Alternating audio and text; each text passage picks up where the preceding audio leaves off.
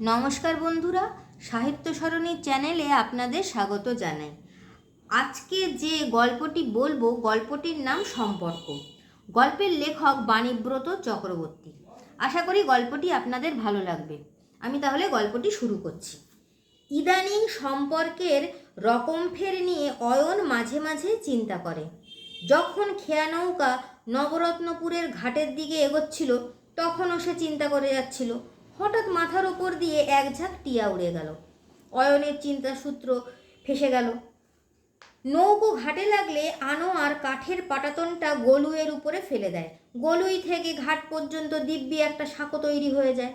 পাটাতনের নিচে নদীর জল, ঠিক থেকে কাদা, সাবধানে নামতে হয়। অয়নের অভ্যাস হয়ে গেছে। বছরে বার তিনেক আসে। চারপাশে খানিকটা জমি, মাঝে একতলা ছোট বাড়ি।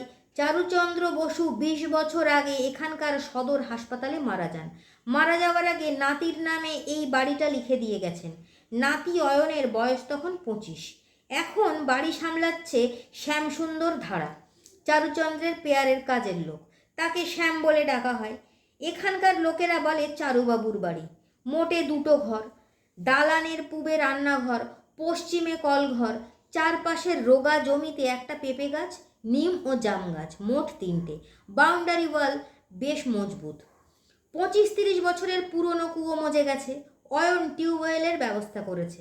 বাবা বলেন, তোর দাদু বড় ভালোবাসতেন তোকে, তার মর্যাদা তোকে রাখতে হবে। শ্যামের ভরসায় ওই বাড়ি ফেলে রাখিস না। বছরে 3 বার যাবি। নবরত্নপুরের ওই বাড়িতে বাবা আর যান না। কলকাতার ভাড়া বাড়িটায় কোনো রকমে জীবনের শেষ দিন কটা কাটিয়ে দিতে চান। চারুচন্দ্রের একমাত্র সন্তান হেমচন্দ্র। বাবার অভিমানটা কোথায় তার হদিশ অয়ন এখনো পায়নি। মাকে জিজ্ঞাসা করলে উনি এড়িয়ে যেতেন। বছর 2 আগে মা মারা গেছেন। শিলা চারুচন্দ্রকে দেখেনি। অয়নের বিয়ে হয়েছে 15 বছর, ডাবলুর এখন 13। শিলার সব ব্যাপারে কৌতূহল কম। গোলপার্কের কাছাকাছি একটা স্কুলে ইতিহাস পড়ায়। অয়নরা থাকে বেনিনন্দন স্ট্রিটে, একতলা বাড়ি, খানচারেক ঘর। চারুচন্দ্র হাইকোর্টে চাকরি করতেন। তখন সস্তায় বাড়ি ভাড়া পাওয়া যেত। 40 টাকার ভাড়াটা 2014 সালে এসে 400-তে দাঁড়িয়েছে। তাই অয়ন ফ্ল্যাট কেনার স্বপ্ন দেখে না। তাছাড়া নবরত্নপুরে তার আস্ত একটা বাড়ি আছে। ডাবলুর ভালো নাম অজেয়, ভবানীপুরে মিত্র স্কুলে পড়ে। অয়নের সরকারি চাকরি, কেরানিগিরি। পাটাতনের উপর হাঁটতে হাঁটতে হঠাৎ পা দুটো কেঁপে উঠল। আনোয়ার বলল, আমার হাত ধরুন। অয়নের মাথা নড়ল। না না, ঠিক আছি। আনোয়ার হাত দিয়ে চারুবাবুর নাতিকে ডাঙায় নামালো। শিয়ালদা থেকে 11:30টায় ট্রেন ধরলে শেষ বিকেলে নৌকো থেকে নবরত্নপুরের ঘাটে নামা যায়। অয়ন হাঁটছে। এখন তো তার পা কাঁপছে না। 45 বছরে পা কাঁপবেই বা কেন? শেষ দিকে দাদুর হাত পা কাঁপত। ইদানিং বাবার হাত কাঁপছে। চায়ের কাপ তোলার সময় শিলা লক্ষ্য করেনি। ডাবলুর ঠিক চোখে পড়েছে। এ কি, তোমার হাত কাঁপছে কেন দাদু? হেমচন্দ্র চায়ের চুমুক দিতে দিতে কাপটা নামিয়ে রাখলেন। হাত কাঁপবে কেন? ডাবলু তর্ক করল না।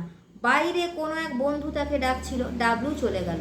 কিন্তু অয়ন স্পষ্ট দেখেছে বাবার হাত কাঁপছিল। শিলা লক্ষ্য করেনি। চারুবাবুর বাড়ির সামনে এসে শ্যাম দরজার সামনে দাঁড়িয়ে আছে। বাড়িতে ঢুকতে শুনতে পেল ভেতরের ঘরে তানপুরা বাজিয়ে কে যেন গাইছেন, তোমারেই করিয়াছি জীবনের ধ্রুবতারা। রবীন্দ্রনাথ নাকি কাদম্বরী দেবীর উদ্দেশ্যে এই গান লিখেছিলেন। অয়ন যেন কার কাছে শুনেছিল, কিংবা কোনো একটা বইটইতেও পড়ে থাকতে পারে। এখন মনে পড়ছে না। দাদু এই গানটা ভারী পছন্দ করতেন। যেহেতু নরেন্দ্রনাথ দত্ত, তখনও তিনি স্বামী বিবেকানন্দ হননি, রামকৃষ্ণদেবকে এই গান শোনাতেন। চারুচন্দ্র নিজে গান গাইতে পারতেন না। নবরত্নপুরের গায়ক বলতে ছিলেন ভগীরথ মজুমদার। বাবার থেকে বয়সে অনেকটা বড়। তবু অয়ন তাকে ভগীরথ কাকা বলতো। তিনি মাঝে মাঝে এসে দাদুকে এই গান শোনাতেন। গান শুনতে শুনতে মনে হচ্ছে ভগীরথ কাকা গাইছেন। সেটা সম্ভব নয়। ভগীরথ কাকা বছর 2 আগে মারা গেছেন। যে বছর মা মারা যান সেই বছর। শ্যাম জিজ্ঞাসা করলো, ঘরের ভেতর কে গান গাইছে রে? একেবারে ভগীরথ কাকার মতো। শ্যাম মিটিমিটি করে হাসে। অয়ন একই সঙ্গে বিরক্ত ও অস্থির হয়। হাসছিস কেন? কে গাইছে বল? হঠাৎ মাঝপথে গান থেমে যায়। শ্যাম বলে, ঘরে গেলেই দেখতে পাবেন। ঘরে ঢোকার মুখে দূর থেকে হেরিকেন জ্বলছে, এটাও অবাক হওয়ার মতো ব্যাপার। বাড়িতে তো ইলেকট্রিসিটির ব্যবস্থা আছে। শ্যাম বলল, আজকাল সন্ধ্যের দিকে কিছুক্ষণ কারেন্ট থাকে না। ঘরের কাছে পৌঁছে চোখে পড়ল অচেনা মানুষটার দিকে। মেঝের মাদুরের উপর কোলে নিয়ে তানপুরা নিয়ে বসেছেন, মাথায় লম্বা চুল, কাঁচা কাঁচা পাকা দাড়ি, গোপ অনেকটা বিপ্লবী অরবিন্দের মতন কাঁচা পাকা। দেওয়ালের কাছে একটা চেয়ার। ভদ্রলোক বললেন, আপনি তো অয়নবাবু, ওই চেয়ারে বসুন, যেন বাড়িটা ওর। অয়ন অতিথি। ভদ্রলোকের কণ্ঠস্বর, মুখের গড়নে ভগীরথ কাকার সঙ্গে বেশ মিল আছে। চেয়ারে বসে অয়ন বলল, আপনাকে তো ঠিক চিনতে পারলাম না, হঠাৎ কারেন্ট চলে গেল। সিলিং ফ্যানটা ঘুরতে লাগলো। শ্যাম সুইচ টিপে আলো জ্বালালো। তার মানে ভদ্রলোক এক্ষুনি আসেননি। তখনও দিনের আলো ছিল। ফ্যান শ্যাম শ্যাম ফ্যান চালিয়ে দিল। এ তো ভালো ব্যাপার নয়। শ্যামকে কড়া ধমক দিতে হবে। যাকে তাকে যখন তখন বাড়ির মধ্যে ঢুকিয়ে দিচ্ছে, আসুন বসুন বলে মেঝেতে মাদুর পেতে দিচ্ছে। রাগে অয়নের মাথার ভেতরটা কেমন জ্বলছে। ভদ্রলোক বললেন, আমাকে চেনার কথা নয়। ছোটবেলা থেকে এই আধবুড়ো বয়স পর্যন্ত বেনারসে কেটেছে। সংসার নেই, গান বাজনা নিয়ে থাকি। আমার বাবাকে চারুবাবু ভারী পছন্দ করতেন। শুনলাম আপনি তাকে ভগীরথ কাকা বলে রাখতেন। অয়ন বলল, বুঝেছি, আপনি তাহলে মল্লার বাবু। মল্লার মাথা নেড়ে বললেন, হ্যাঁ। শ্যাম সঙের মতো দাঁড়িয়ে ওদের কথাবার্তা শুনছিল, যাকে বলে গিল ছিল। অয়ন শ্যামের দিকে ফিরে তাকালো। দাঁড়িয়ে আছিস কেন? যা, আমাদের জন্য চা করে আন। শ্যাম চা করতে গেল। চারুচন্দ্রের শেষ বয়সে শ্যাম চাকরিতে বহাল হয়। তখন বয়স অল্প, এখন বুড়ো হতে চলল। অয়ন জিজ্ঞাসা করল, হঠাৎ এতদিন পরে? মল্লার বললেন, এখানেই জন্ম, শুধু শুধু বেনারসে মরবো কেন? তবে তীর্থস্থানে মরলে নাকি পুণ্য হয়। পুণ্যের লোভ নেই, মরলে এই নবরত্ন উপরেই যেন মরি। ইচ্ছেটা এরকমই। মল্লারের কথা অয়ন কিছু শুনেছে, তাতে মানুষটাকে শ্রদ্ধা করার সুযোগ থাকে না। ওই সব তর্ক বিতর্ক এড়িয়ে অয়ন বলল, কি বলতে চান বলুন। ততক্ষণে 2 কাপ চা নিয়ে সঙের মতো শ্যামসুন্দর এসে দাঁড়িয়েছে। অয়ন বুঝতে পারল মল্লার শ্যামের সামনে কিছু বলবেন না, অথচ তিনি কিছু বলতে চান। সুতরাং শ্যামের এখানে দাঁড়িয়ে থাকা চলবে না। অয়ন পকেট থেকে টাকা বার করে শ্যামের হাতে দিল।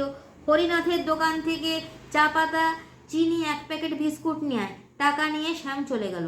অয়ন মল্লারের দিকে জিজ্ঞাসু দৃষ্টিতে তাকালো। সেই সঙ্গে তার মাথার ভিতরে সম্পর্কের রকম ফেরের চিন্তাটা আবার পুঞ্জীভূত হয়ে উঠল। অয়ন জানে না রবীন্দ্রনাথ ঠিক কাকে উদ্দেশ্য করে জীবনের ধ্রুবতারার কথা উল্লেখ করেছেন। রবীন্দ্র গবেষকরা 2 দলে বিভক্ত। এক দল কাদম্বরী দেবীর কথা বলেছেন, অন্য দল এখানে কবির আধ্যাত্মিক চেতনার উপরে জোর দিয়েছেন। কবির লক্ষ্য জীবন দেবতার দিকে, অর্থাৎ সেই পরম ব্রহ্ম। বরং নরেন্দ্রনাথের অভিপ্সার ভেতরে কোনো কুহেলিকা নেই। তাঁর ধ্রুবতারা রামকৃষ্ণদেব।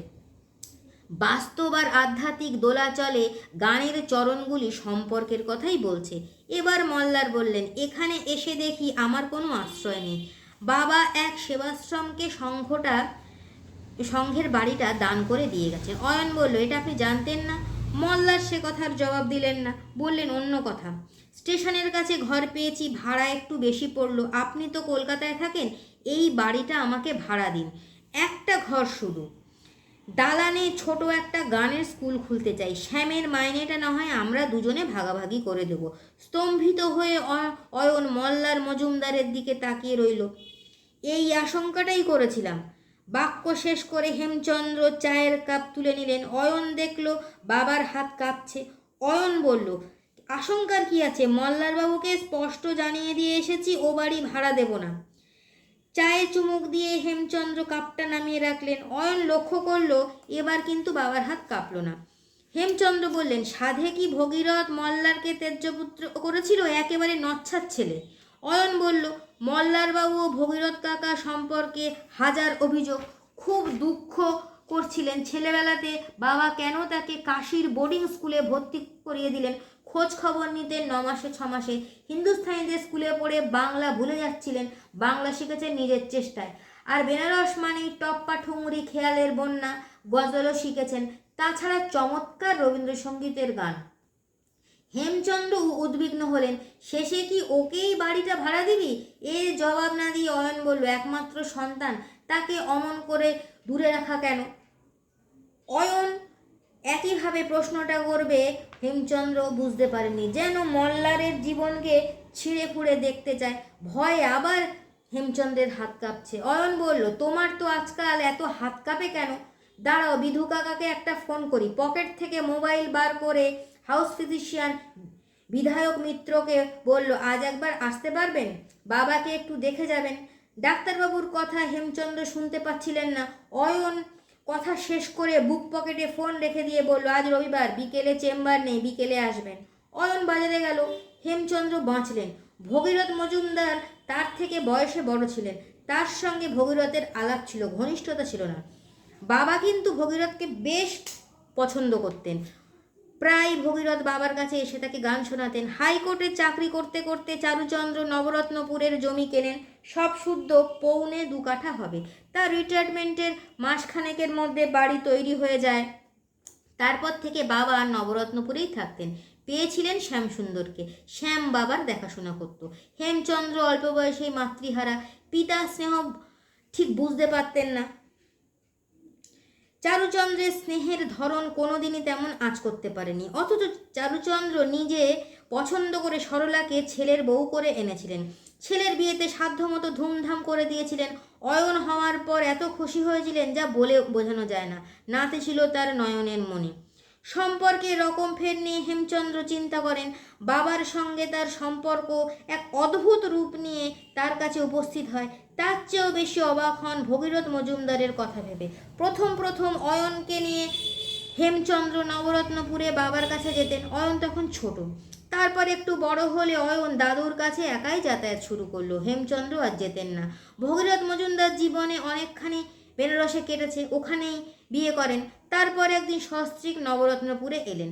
এখানে জোয়ারদারদের বাড়িটা কিনে থাকতে শুরু করলেন। নবরত্নপুরেই মল্লারের জন্ম। কিছুদিন পর ভগীরথ আবার সপরিবারে বেনারসে চলে গেলেন। বছর 2 বাদে নবরত্নপুরে ফিরলেন একা। স্ত্রী মারা গেছেন। ছেলে বোর্ডিং স্কুলে রইল। এখানে ভগীরথ মজুমদার উচ্চাঙ্গ সঙ্গীত নিয়ে বিভোর হয়ে রইলেন। অনেক ছাত্রছাত্রী যুক্ত। 9 মাসে 6 মাসে বেনারসে যেতেন, পরে আর যেতেন না। কিন্তু ভগীরথ মজুমদারের এমন অবস্থা হলো কেন? ছেলের ওপর টান চলে গেল কেন? হেমচন্দ্রের ক্ষেত্রেও এই রকম হয়েছে। চারুচন্দ্র তার সমূহ স্নেহ আর ভালোবাসা নাতের উপর ঢেলে দিয়েছিলেন। চারুচন্দ্র চাপা স্বভাবের মানুষ ছিলেন। মাঝে মাঝে অয়নকে বলতেন, তোর বাপ যে দেখছি ডুমুরের ফুল। এসব শুনে কলকাতার বাড়িতে কি আর হাত গুটিয়ে বসে থাকা যায়? রবিবারে অয়ন দাদুর কাছে যায়। হেমচন্দ্র ঠিক করলেন যাবেন, কিন্তু সেই রবিবার যাওয়া হলো না। কি একটা বাধা এসে তাকে নিরস্ত্র করলো। গেলেন অন্য এক রবিবারের সঙ্গে অয়ন। গিয়ে বুঝলেন বাবার কাছে নাতি মুখ্য, তিনি গৌণ।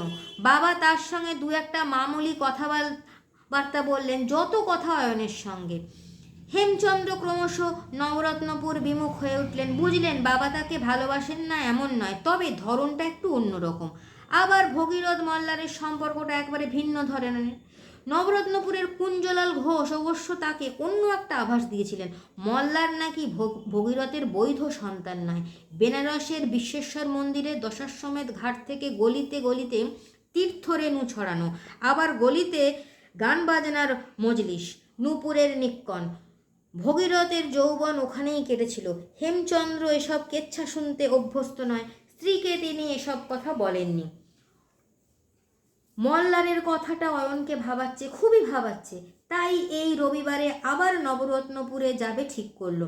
শনিবার সকালে চা খেতে খেতে যাওয়ার কথাটা বাবাকে বলল। বাবা চায়ে চুমুক দিয়ে কাপটা নামিয়ে রাখলেন। হাত কাঁপছে, তবে আগের মতো নয়, খুব সামান্য। বিধু কাকার ওষুধে কাজ দিয়েছে। প্রেসক্রিপশন লেখার সময় উনি বলেছিলেন, এ তোমাদের বংশের ধারা, নার্ভের রোগ, তবে চিন্তার কিছু নেই। হেমচন্দ্র বললেন, হঠাৎ আবার নবরত্নপুরে কেন? মল্লারকে বাড়িটা ভাড়া দেবে কিছু ঠিক করে ফেলেছ? অয়নকে অন্যমনস্ক দেখালো। তেমন কিছু ভাবিনি। আমি একটু মল্লার মজুমদারের সঙ্গে কথা বলতে চাই। হেমচন্দ্র অবাক, কি কথা বলবি? অয়ন বাবার দিকে তাকালো। শুধু কি আর একটা কথা বাবা? অনেক জিজ্ঞাসা আমার মনে জমা হয়ে আছে। হেমচন্দ্র বুঝতে পারলেন চারুচন্দ্রের ঔদাসীন্যের ব্যাপারে অয়নের মনে প্রশ্ন আছে। হেমচন্দ্রের উপর চারুচন্দ্রের কেন এমন ঔদাসীন্য, তার হদিশ তিনি জানেন না। ছেলেকে বোঝাবেন কি করে? সংযমের বাঁধ ভেঙে গেল। হেমচন্দ্র কুঞ্জলাল ঘোষের কাছে যা শুনেছিলেন গড় গড় করে তা বলে গেলেন। অয়ন শুনল, অবাক হলো না। চায়ে চুমুক দিয়ে বাবাকে বলল, নবরত্নপুরে অনেকেই এসব কথা আমাকে বলেছে, আসল সত্য মল্লার মজুমদারের কাছে জানতে চাই। নৌকো ঘাটে লাগলো। আনোয়ার পাটাতন ফেলে দিল। শ্যাম জানে না আজ অয়ন আসবে। নদীর ধারে শ্যামের সঙ্গে দেখা। শ্যাম দাঁত বার করে হাসতে হাসতে বলল, মল্লার বাবুর খোঁজে এসেছেন তো? ওকে পাবেন না, আবার কাশিতে ফিরে গিয়েছেন। অয়ন স্তব্ধ হয়ে রইল। আমার গল্প বলা শেষ হলো। যদি আমার গল্পটি ভালো লেগে থাকে তাহলে আমার চ্যানেলটিকে সাবস্ক্রাইব করবেন, লাইক ও শেয়ার করবেন। নমস্কার।